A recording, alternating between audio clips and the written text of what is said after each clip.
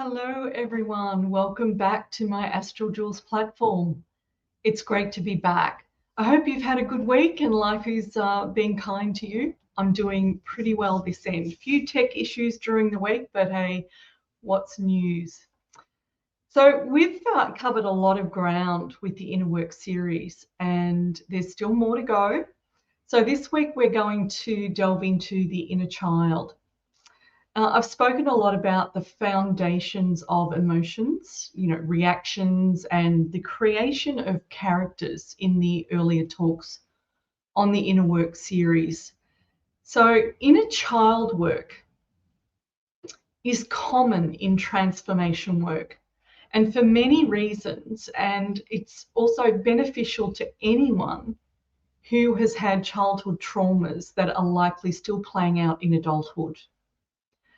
So, in the regression work, sometimes the fastest way to resolve an issue is to find out what their inner child is up to. And because it is way back then when the problem began and is still unresolved in your adult years, it's really quite important to go back and find out what actually happened. In many cases, in men particularly, there is an absolute dismissal of paying attention to their past, which means an aversion to wanting to go there. Yet it is often in men that the problem is more acute. Young boys particularly were scolded for being emotional, for having feelings, and they had to grow up quickly and act like a man, even if they were only 7 years old. You get the picture, and it's something that so many people are aware of. So let's go back to the characters we created. So character creation begins in our childhood and it evolves over time. Children learn that we have to be something other than ourselves to please someone or to get out of a situation. Now, our characters are actually actors. We act out a role that we think will serve us well in order to not get into trouble and not be scolded or hurt. So, in essence, a child's prime motivation for acting out is an attempt to be heard and to be seen because it wants to be loved again. That's the motivation. So it is usually at the moment of creating a character that we leave our real selves for dead. It is.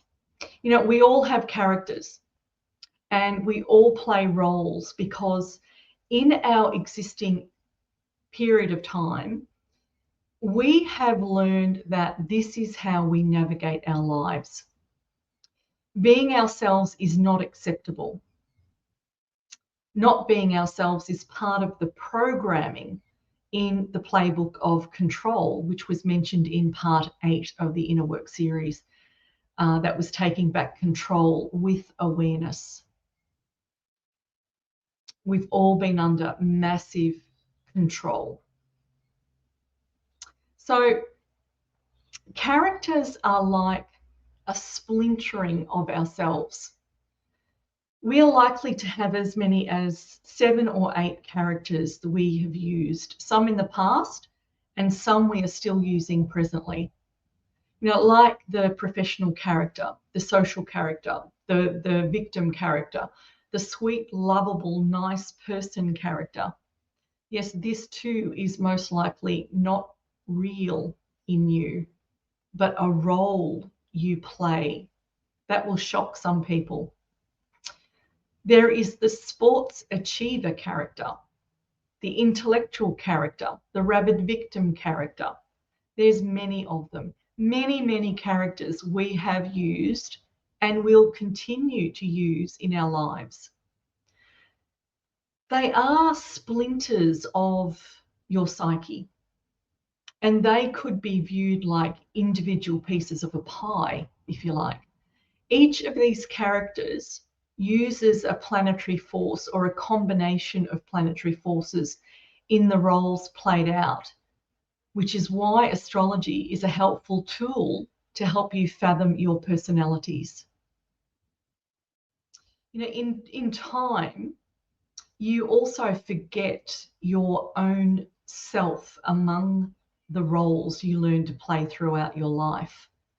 This is another reason to get a grip on learning who the real self is underneath all the role playing, all the acting. Remember, in spiritual work, one of the most important questions to ask and to have answered is, who am I? It is asked in order to fathom the real you. And I've mentioned that, who am I, in many of the past lives that has been done on this series. Mind you, to give clarity, we may not get rid of all of our characters. The aim, however, is to be in the driver's seat of our actions, meaning being in the driver's seat of the acting roles we play.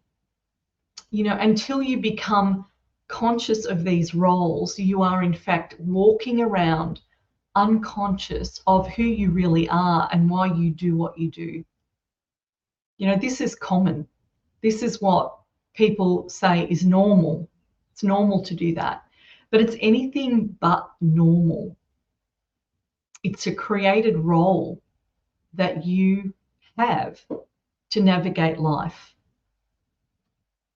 So consciousness here is huge, to be aware of that if you want to get some clarity on the real you, which is underneath. So what happens to the child you have left for dead and ignored? He or she is still back there, stuck and unable to move forward. Remember, it was unable to cope with the difficult situations it was experiencing. Your mind got creative and a character took over. You figured out how to navigate. Now, many people think this is an absolute nonsense because you and the child are now grown up and you are both doing what it is you were doing. Commonly, this is not the case. For some, the navigation process is acceptable and doable, and the thought of some separate child being involved doesn't make sense. They're happy as they are without having to address anything in their earlier years. Most of these people are also not interested in being the best version of themselves. They're not consciously doing inner work, so the need never arises. And perhaps for some, there is simply no need, and that's okay.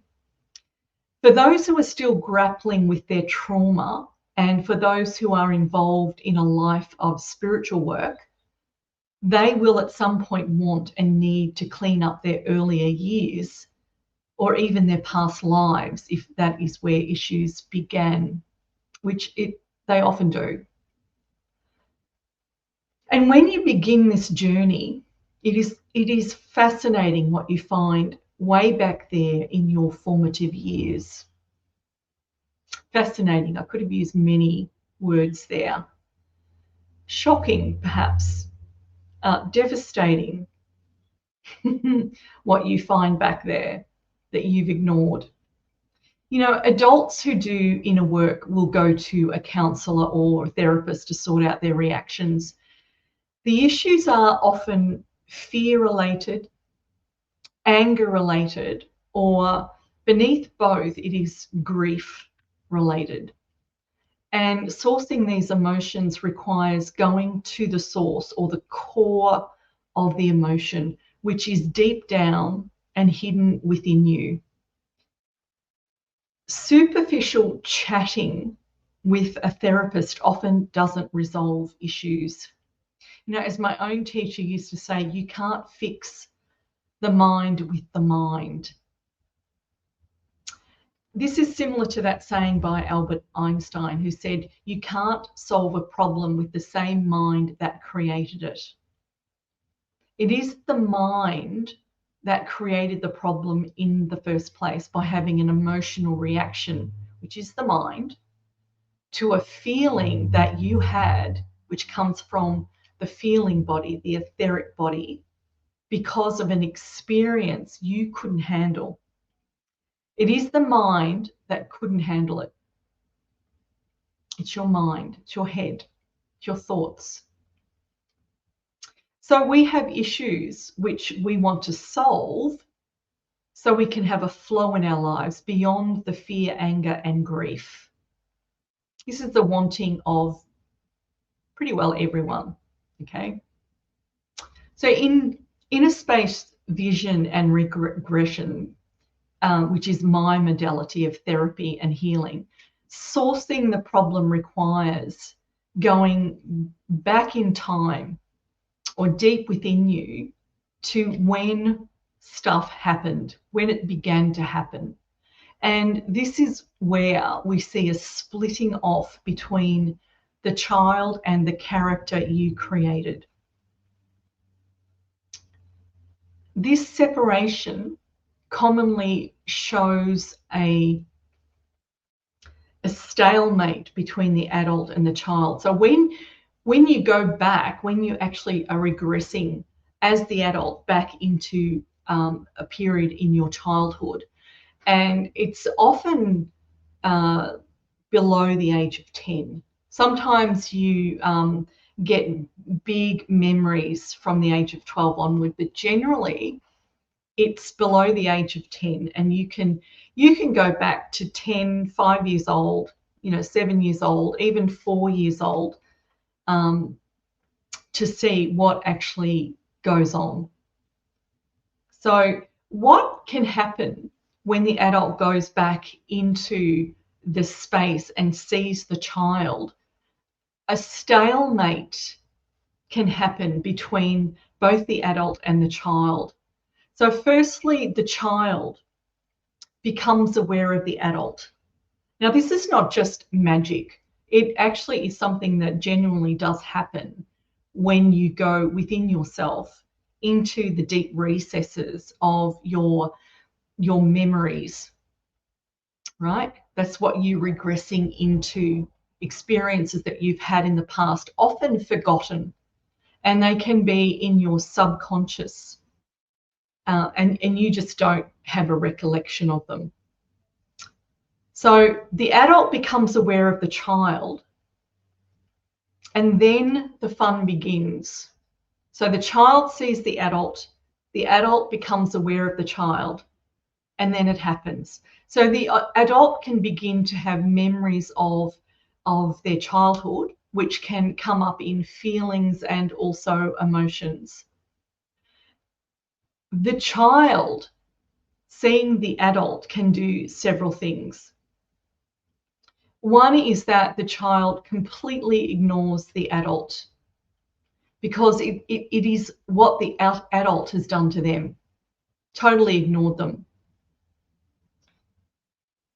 Another reaction is, and this is in your own space, as you're actually seeing the child, you're seeing your child, your inner child, and this is what they are doing. They don't want anything to do with you because you've ignored them. And why would they do anything else? Because you have ignored them. And they're stuck in this space of knowing that you have ignored them. So how would that make you feel if that's what somebody was doing to you as an adult?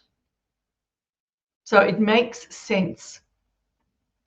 So another reaction is a complete lack of trust, which is why the ignoring is happening. As I said, the child was abandoned by you. So you left the child in a state where it didn't know how to cope. You created a character and got on with it. You never addressed the problem you had way back then. Still there. And that problem still exists. You've just learned to skirt around it, but never solved it. You never mastered overcoming a difficult experience. that your child had. And you, most likely, are still having. So deep down in your subconscious programming still exists the wound of that child, and you're still acting out a way of bypassing it. Another reaction is anger. So the child is saying, you've ignored them, and they are angry that you have ignored this part of you for decades.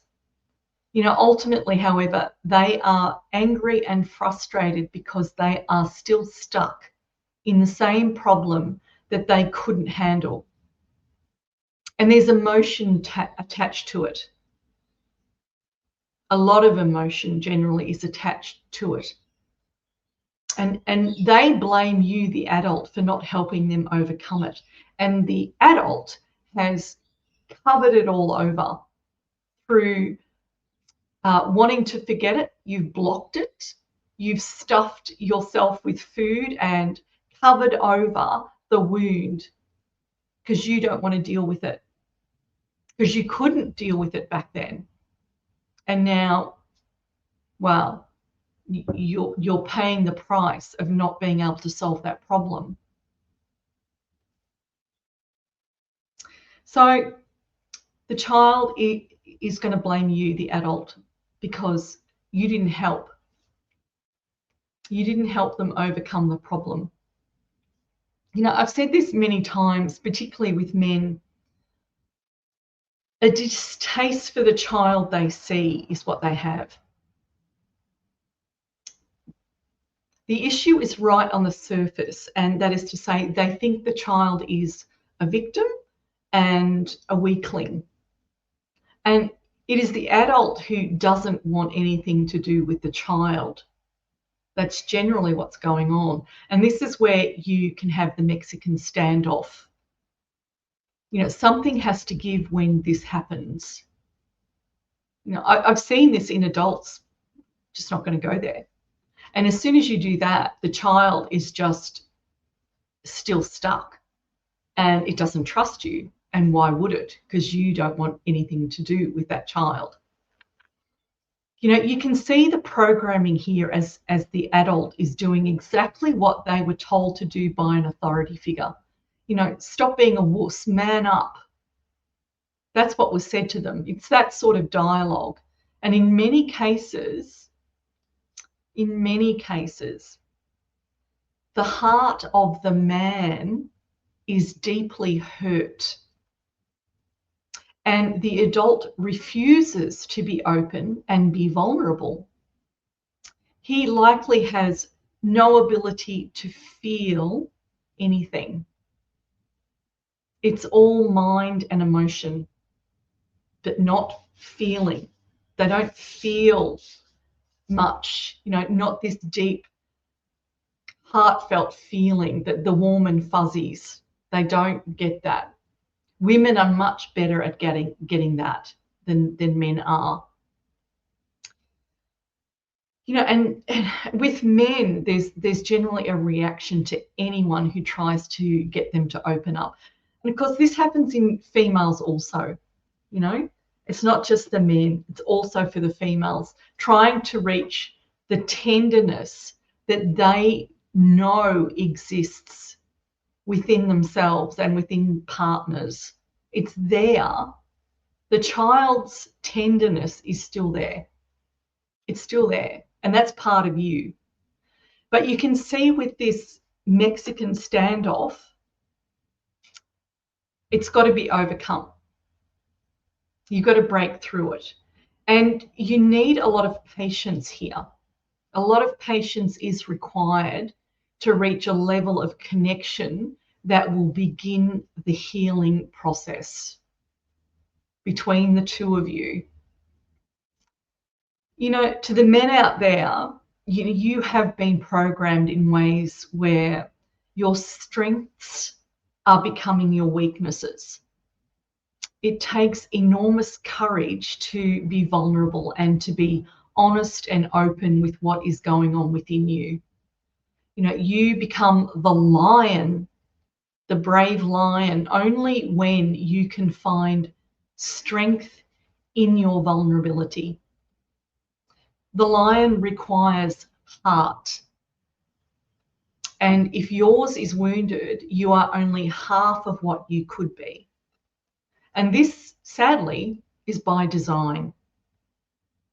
You know, you, like the women, have been controlled and programmed.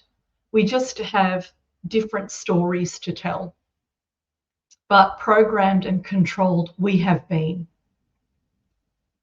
So if you've been able to mend the Mexican standoff problem, then what needs to happen is a dialogue between you where you can ask questions. Okay? In order for that to happen, the Mexican standoff, there's a persistence that's required where the adult just doesn't give in to the closeness of the child and vice versa.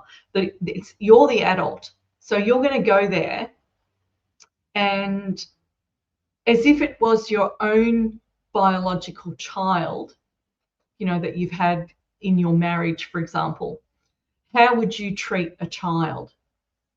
You know, it's not go to your room and, you know, I don't want to listen to you. This is not what happens here. You've got to persistently be with the child and allow that child to see that you're not going to leave it, that you are trustworthy, that you're going to help this child get over the problem that it has and you have, because you've both got it. So give the child the space and time to explain why they are stuck. You know, both the adult and the child will see the problem. Don't stay splintered off as if the child is the one with the problem and the adult isn't. That's the separation. Honestly, the adult is just as messed up and you just have to admit it. Honestly, adults can go all the way through their entire life. I've seen pensioners on their group trips, you know, carrying on like they are children. They're just as broken and angry and frustrated. It's quite extraordinary that there is this problem here. So the child will eventually, you know, as I said, don't stay splintered off as if the child is the one with the problem and the adult isn't. The adult, as I've said, is just as messed up, and you just have to admit that that's what's going on. The child will speak to you. He or she will tell you what the problem is and what they need. It's important to ask what they need, because this is also your need, right? It could be as simple as being listened to, you know, and often the problem is it's actually quite small usually. But remember, the child, you know, to the child, it was huge. It had no ability to cope with the experience they had, right? So the adult thinks it's no big deal, but to the child, it's just a catastrophe, what they're experiencing. And looking at what the child needs, you can ask several questions here, but sometimes the child just needs you to genuinely care for it. And they want you to acknowledge their existence. And they're likely to need you to take their hand, or, you know, so you've made some sort of contact. This is a process, by the way. It has to be genuine. It has to be real. And you can offer to hold the child and give it the love it didn't get when things went haywire, right? You're going into a space where you're communicating with this child and the adult is softening to what the child needs, right? This can take time. So, you know, try not to rush it when it's actually happening. It can be quite an extraordinary experience. So we may have to go back to this caring phase several times before the child can truly trust you. Right? It doesn't happen in 5 minutes, but make a bond and then start a dialogue that is directed toward overcoming the problem, and ask what help the child actually needs, and let the child express itself, whatever that expression is. And it could be anything: hate, anger, or grief. Let the child express itself, let the child speak. Might surprise you what things it's got to say to you. That's really interesting. What you hear that child saying to you. Let it happen. Just let it spontaneously happen. No judgments here. Otherwise, don't judge the process, and don't judge the child for what's happening, what's coming out of the mouth. It's you you're judging. In actual fact, it's not so much the child. It's you. If you do that judging, you're just going to make the process longer and harder. Again, just imagine the child is yours, because as I said, it actually is, and it is you way back when you were wounded. That's what you're actually looking at. And it's just, when you do go inside and you really see what's going on, it makes so much sense. And you get this level. It's interesting. Empathy is one of those things that you can actually feel that you've got towards this child. It's really interesting, and it's yours. It's yours. So this real meeting that takes place can be a very, very beautiful experience, by the way. So I found that you can't shortcut the process of healing the inner child. Doing so it's not seeing all of what needs to be seen if you're trying to make it really speedy and hurry up. Being impatient is the adult trying to get on with life, which is really the character being impatient and not really wanting to change. This whole process will mean you need to change. It's you that changes here, right? So the change could mean you are, finally acknowledging your inner hurt. And you are finally finding a way to address the problem that continually hijacked your flow of life. And this requires you to change. So tell your character-driven mind to back off for a while. Thank the mind for being your protector, but this time you've got it. You've got this. You will actually have to have that conversation with your mind. Back off. You're going beyond your mind here and going deeper into your feelings and into a space that is genuine and encompasses your mind, body, and spirit. Your higher self is usually on board in the process when this happens. I know a lot of people think, as I said, that this is nonsense, but it actually isn't. And you've got to have the patience within yourself to enable yourself to transform. And this is one facet of yourself that does need attention. So,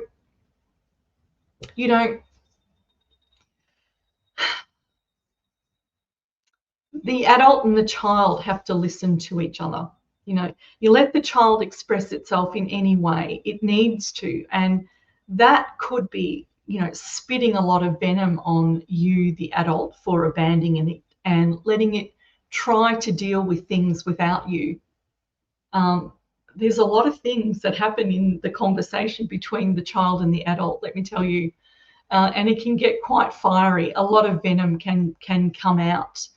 And this is primarily what characters will do. Your mind wants to ignore the tough stuff, but in the end, the tough stuff will catch up with you. And remember, you've been ignoring it for a long time, right? There's a lot of emotional crap just stuck down there. You know, by the way, this not facing the tough stuff is how your ego gets out of control. You know, this is why there are so many people in the lower ego reacting. You know, so it pays to address these problems. And that's how you presence your ego and get into your higher self. The transformation of all those negative facets of yourself, all those reactions. It's like taking ownership and taking control of yourself and your problems. So taking responsibility and then going into the part of you that can handle difficulties. And the adult helps the child learn how to overcome fear and how to overcome anger and how to deal with grief and frustration and, you know, the impatience that the child has, and, you know, why there's not as much joy in their life. You know, it's important to recognize, really, really important to recognize the magic that is attached to your younger self. You know, remember how children are full of joy. They're totally bundles of joy. They're spontaneous and they don't know fear. They are a bundle of love just waiting to express itself. That's what children are.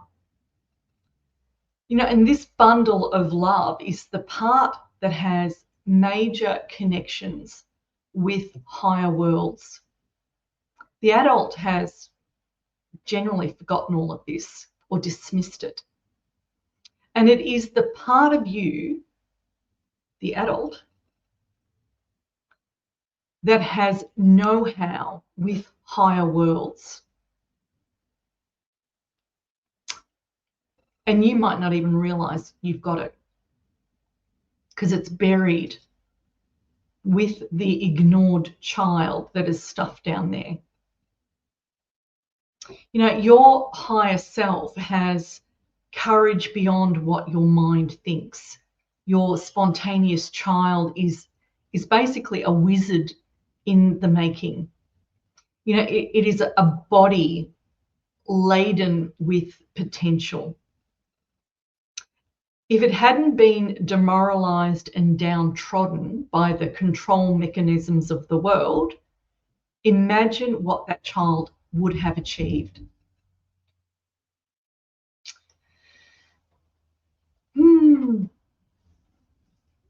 Imagine. You know, as an adult, you're often thinking about your achievements or lack of them. You're thinking about your fears and protections. You're often making sure you are in protection mode so you don't get humiliated or hurt in any way. You know, when going through this process, it often is because you want to change and you want a life that is better than what you've already experienced. That's your dangled carrot. That's your reason for going for it. Adults have enormous amounts of guardedness to protect themselves against all the crap that's going on in the world. And being vulnerable is generally not one of those assets that you have. The magic is usually in the child, or at least they have the details of what that magic is. You've got magic. As part of the process of this reunion with the younger part of you, ask that question, what is my magic? And you may be surprised by the answer. Give it a wide berth, and the answer could be many and varied. This is part of the regression process that I use to find out what this is. Okay. Ask what it is that you wanted to do. If you had access to your higher self, what would you be doing? Ask if it's too late to change. See what answer you get. And don't hold back. And what do you look like in higher realms? Who are you? The child will have the answers.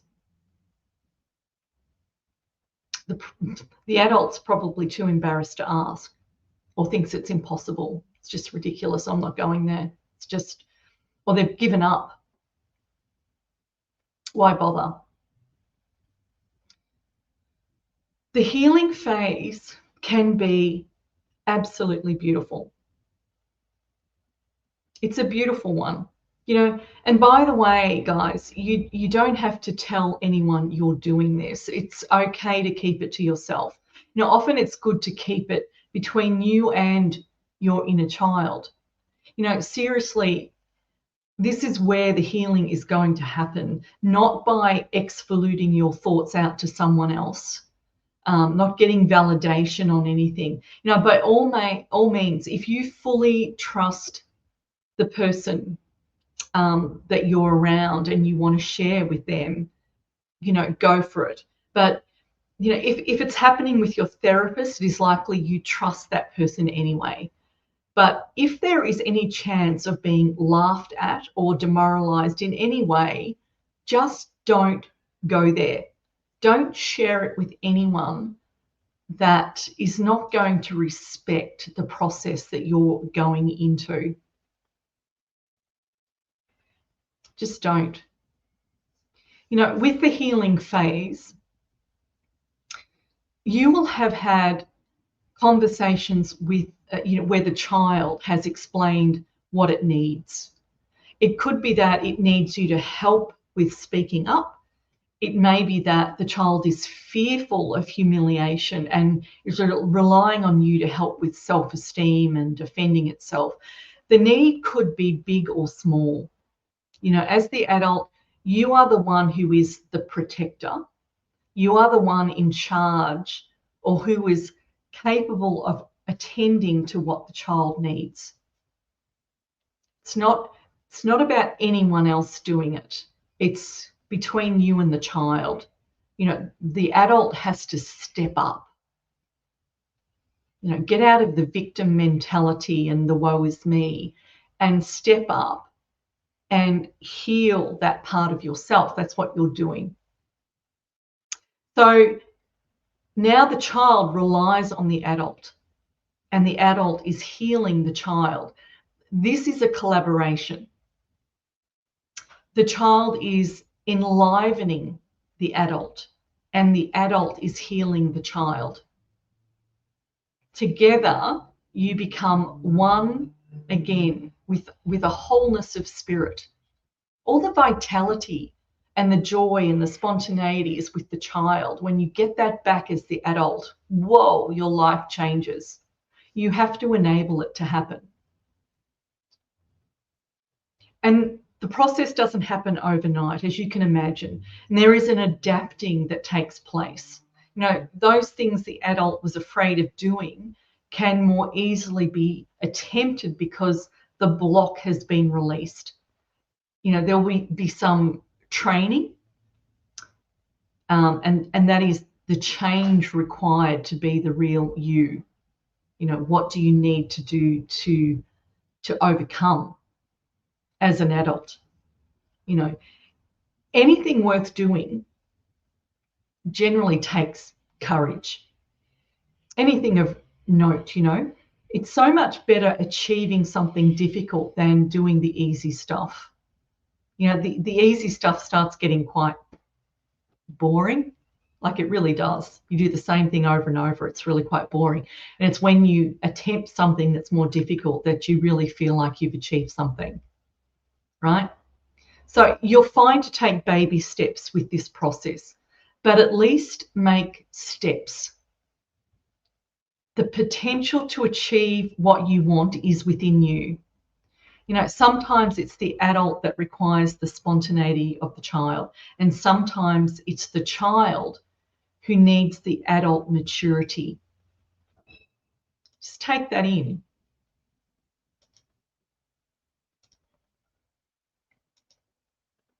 Take that in.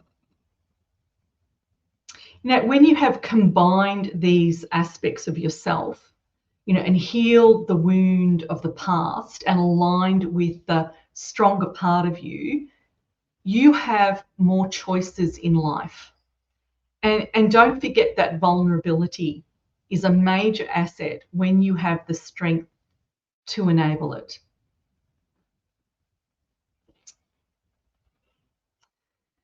There's a fabulous saying that I used myself in my own transformation work many years ago, and I stay mindful of it today. When the lamb rests on the lion can be soft and the lamb can be fierce. I think this is mentioned in the Bible as well. This saying represents the part of you that is strong and fierce. And often this part is what you use to be defensive. And it can easily get angry and reactive. It can be aggressive. This strong part of you is the one that steps up and protects you against anybody that's trying to do something bad against you. It's generally this part that's creating the characters to say, right, I know I need to do something to make life a bit easier. And it's the stronger aggressive part. I mean, that's common sense to see that. It's really easy to see that. The problem with the lion is it can overtake everything. And it can turn you into an absolute asshole. In fact, you're just closed and defensive. Nobody's going to hurt me. Nobody's going to touch me, right? But you've built a wall around you using the lion.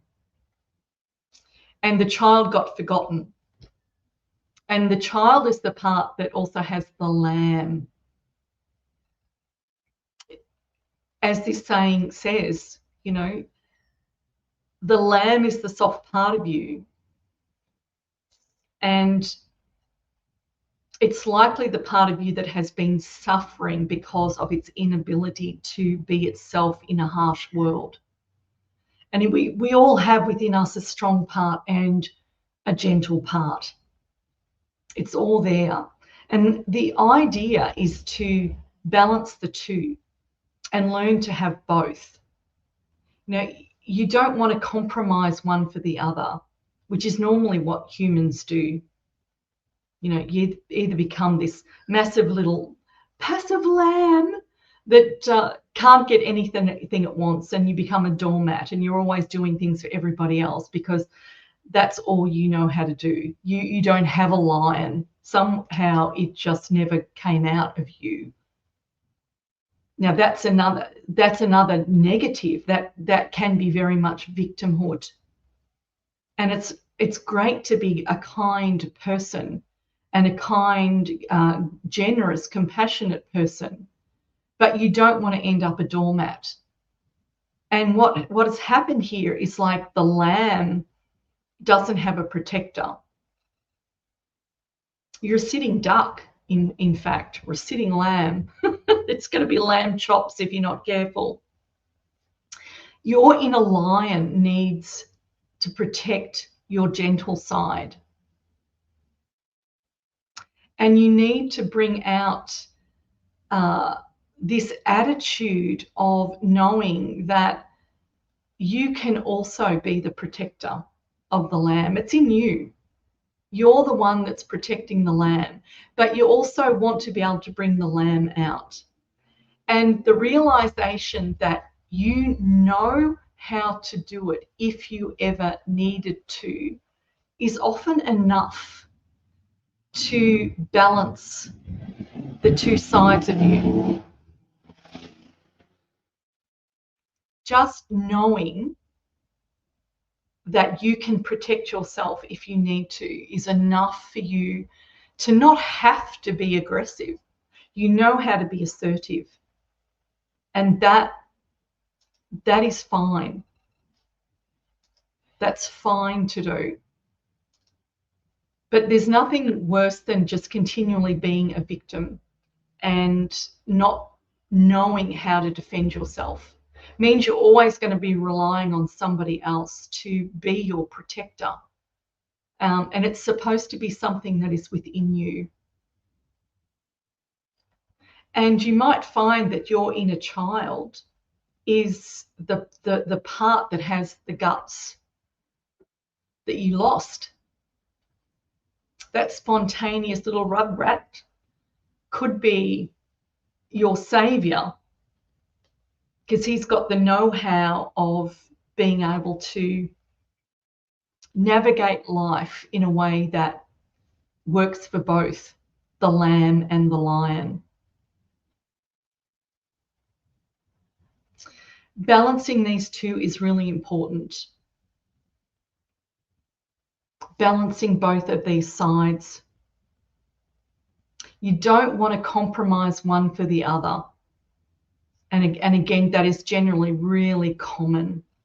And when you're doing therapy work, you're trying to find the lost half. See, this is the lost half. You think it's, you know, as Tom Cruise says, or, you know, whatever Zellweger said, you know, you complete me. He said it, you complete me. Well, the completion happens within yourself. It doesn't happen because another person completes you. That's not the way it works. It's all within yourself. And that's why it's important to balance the lion with the lamb that's inside of you. You know, knowing this and practicing this is the road to enlightenment, to enlightened vulnerability, which is, it's one of the highest states you can achieve while in human form, by the way.